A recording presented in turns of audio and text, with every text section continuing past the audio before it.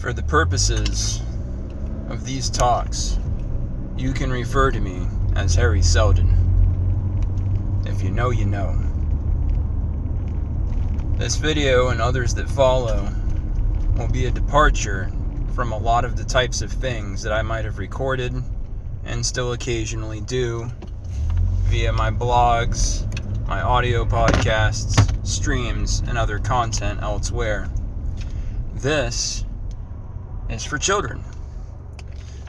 I'm going to do something for you that most people who you rely on in the school system, authority figures in your community, your own family members, and your parents won't do.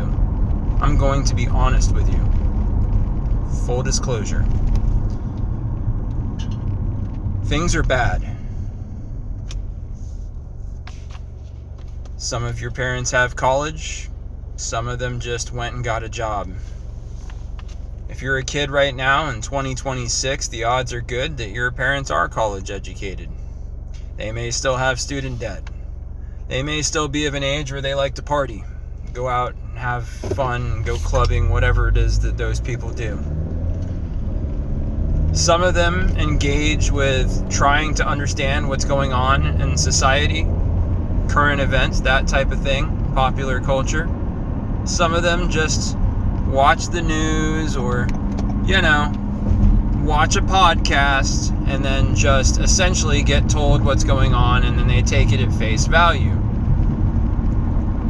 When you hear somebody tell you something and you take it at face value, it just is what it is. What you're specifically engaging in is high trust. You are trusting that what you are hearing is what it is. It's what it sounds like. It is what it is. This is an act of faith. Now, I am an Orthodox Christian. Not very far along. I haven't been baptized. I'm not qualified to teach Orthodoxy, so don't ask me about apologia, which is what we call it when essentially you break things down, explain them, and interpret what it means. That's not my job. I don't have the right to do that. I'm just giving you an idea where I'm coming from. So it's my belief that we all have souls. There will be other talks that we have where we talk about things like souls and spirituality and what have you.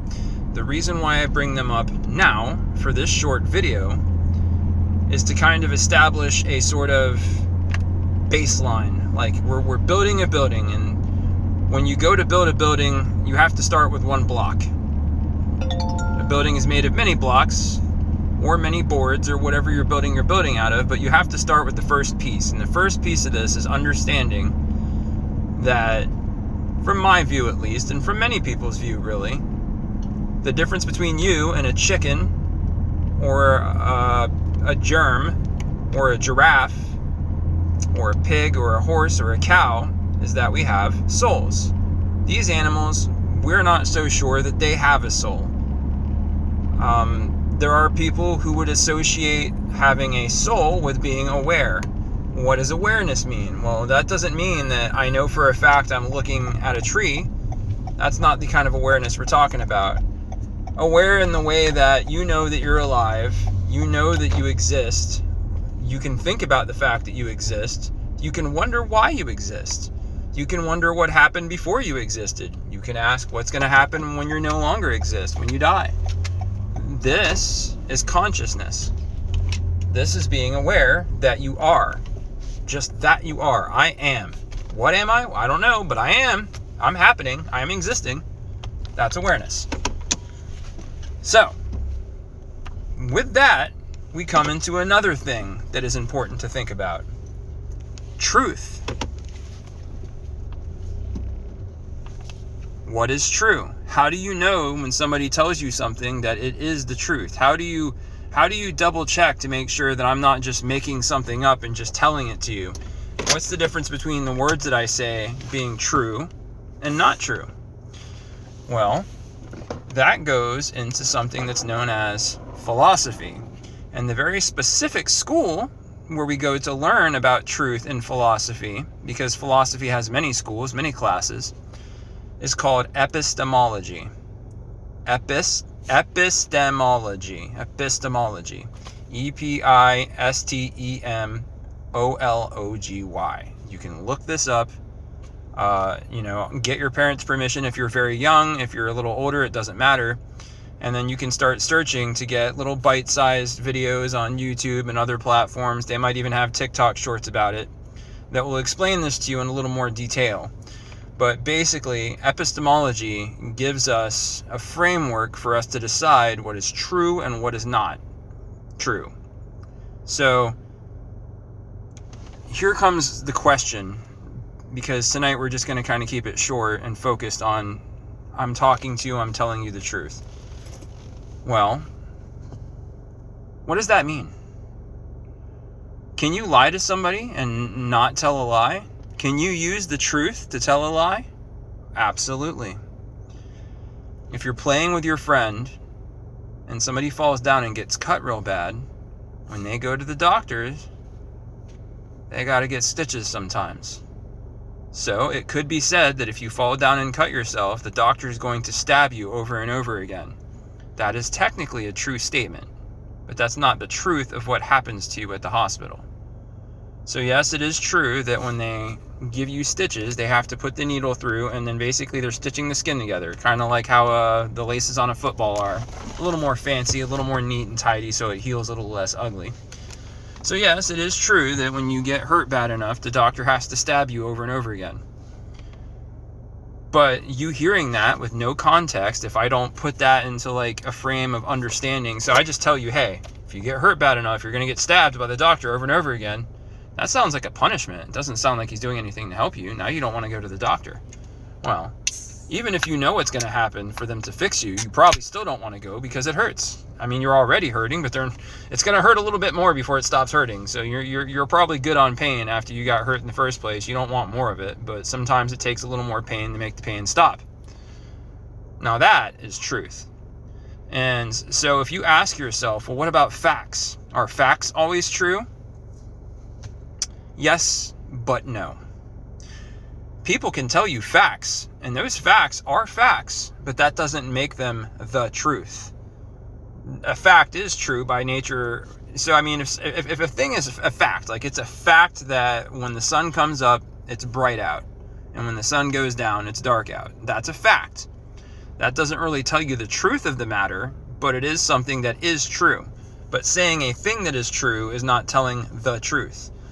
So you can absolutely lie to people without actually telling a lie, and you can use the truth to lie to people.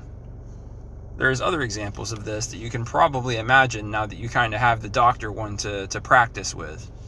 And so what you need to understand is that one of the biggest skills that you must develop in your life is always double checking things when people tell them to you.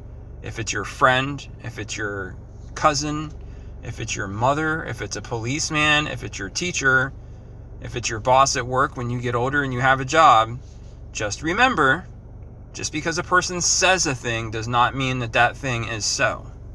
Now, you can't question everything that everybody tells you all of the time, because then you won't get nothing done because you're too busy double checking all that.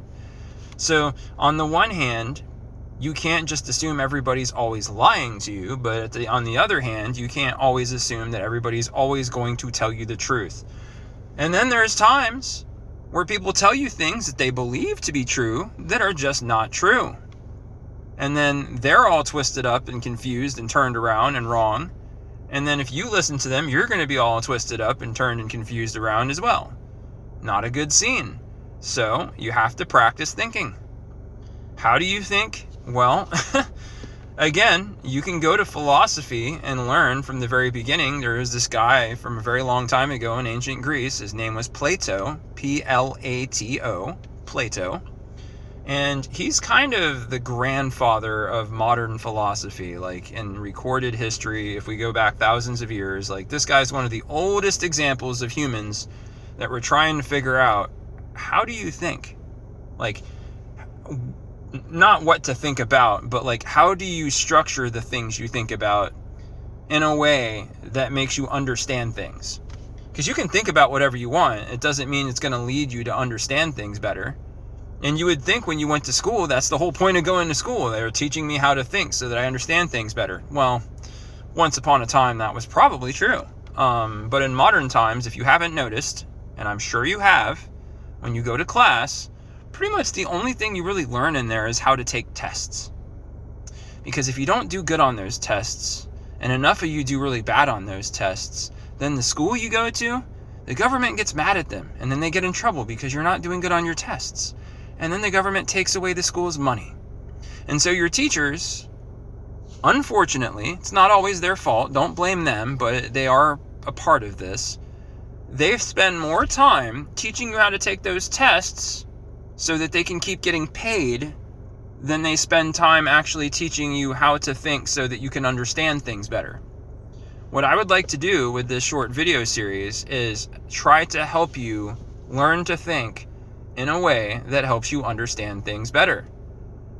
Now, I don't think that all of you are going to grow up to be astronauts and congressmen and sports stars. It's just not the case.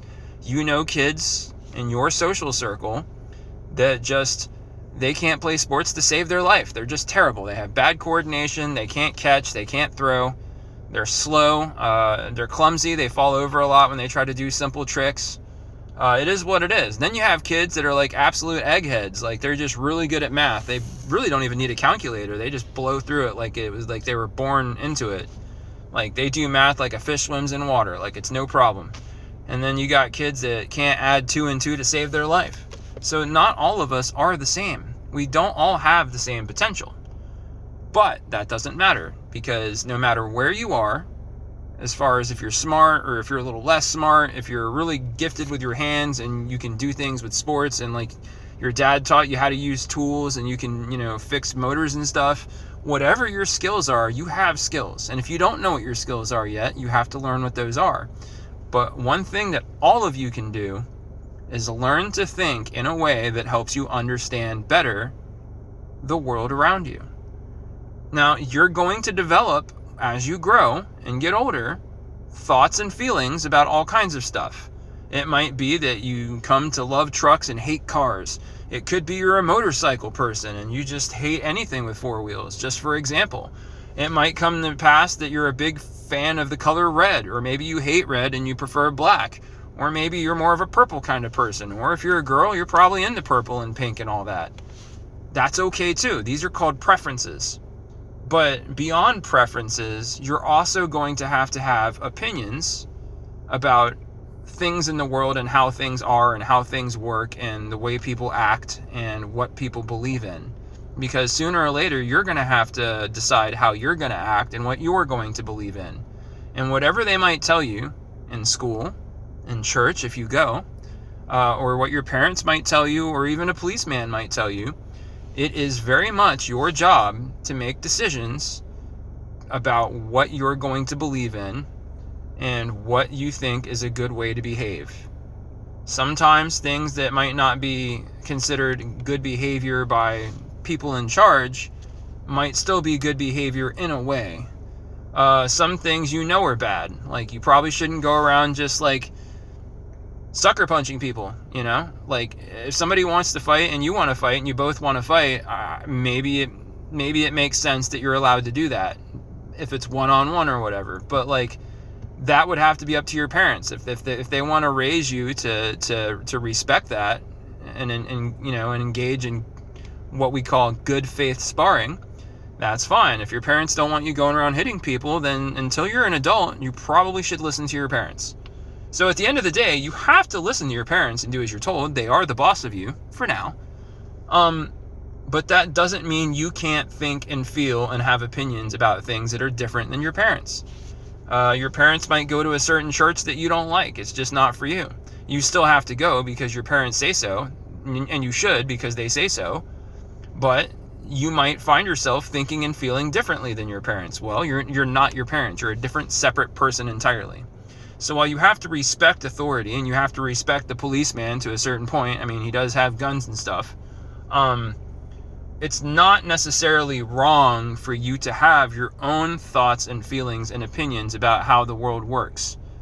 And in other videos, we're going to talk about how the world works a little bit and how to think so that we understand how that is better, so that you can start deciding how you think and feel about these things. So I hope this helps you get started with what we're here to do, and I look forward to talking with you more about these things.